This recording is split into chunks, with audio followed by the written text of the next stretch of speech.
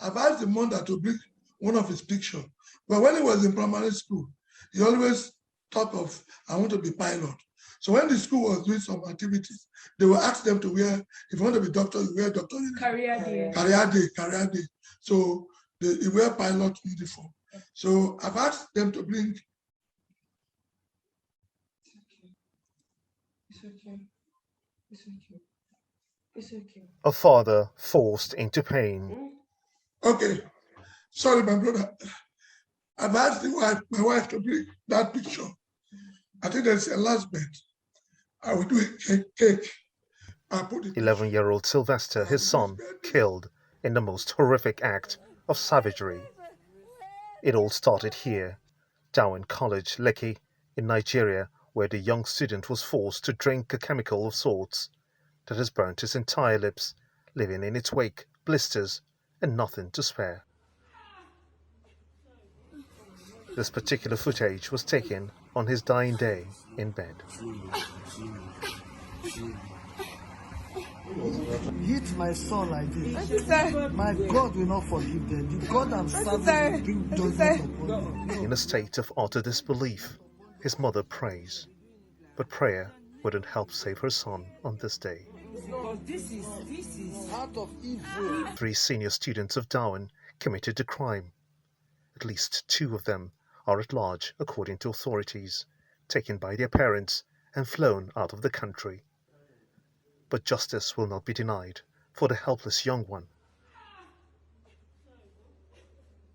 As a raging outcry across the country persists from lawyers and rights activists.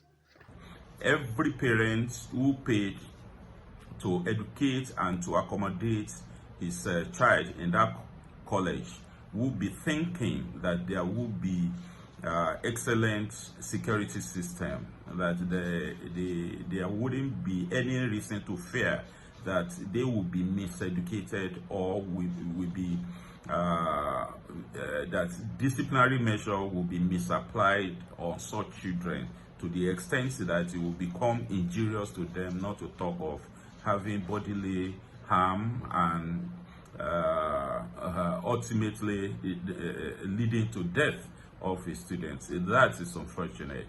And like many other juniors, Sylvester reported to the school authorities about being bullied. His report fell flat. No one listened. The head teacher insists that deceased Sylvester sustained his sore lips and extensive pains to various parts of his body while playing football, a claim rejected in its entirety. It was on Monday between the hours of 11 and 12. That was when he started confessing. He told us that he didn't play ball. He didn't go to any field. The school did nothing. Instead, protected the prime suspects and itself. When my set made boys head, they were on 3rd floor because they keep the SS3s and I think some of the SS2s on 3rd floor. So all of my set boys went downstairs and took him. And the next day they came to school and they came to tell me, oh, Amira, see, we took your brother, don't worry, nothing happened to him. We took care of your brother. They almost beat him, but we took care of him. So I don't know if it's that feeling of, okay, they've protected you too much. Let's wait for your sister to go. Let's see what happens. So it's like Sylvester's sister continues. Anger giving way to despair and shock that her little brother has passed to the great beyond in the most gruesome manner a child could go through. He cried and said, I don't want to die. I don't want to die. I don't want to die. He started crying. Even when he died, there was cotton wool in his nose, but the tears were still dropping from his eyes.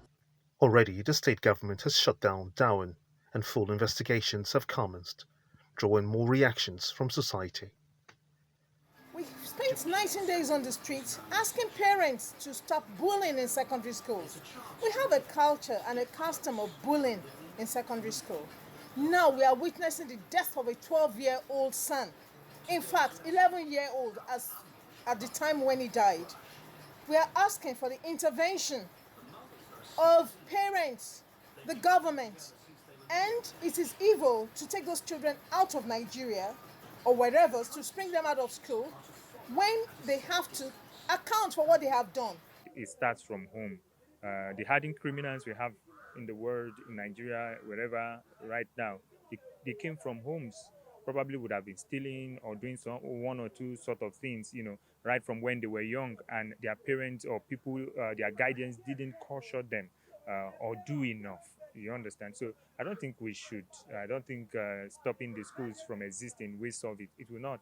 I know in certain states that the school would have been demolished if not if possible, because that is a wrong. How can a school, something happened in your school and you're yet to identify with the parents or talk to the parents of the child that died?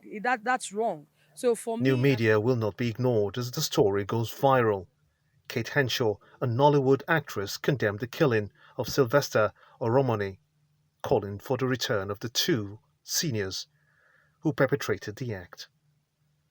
She's not the only one making the call. Daddy Freeze, a broadcaster, has also lent his voice against bullying, in addition to countless horrifying testimonies.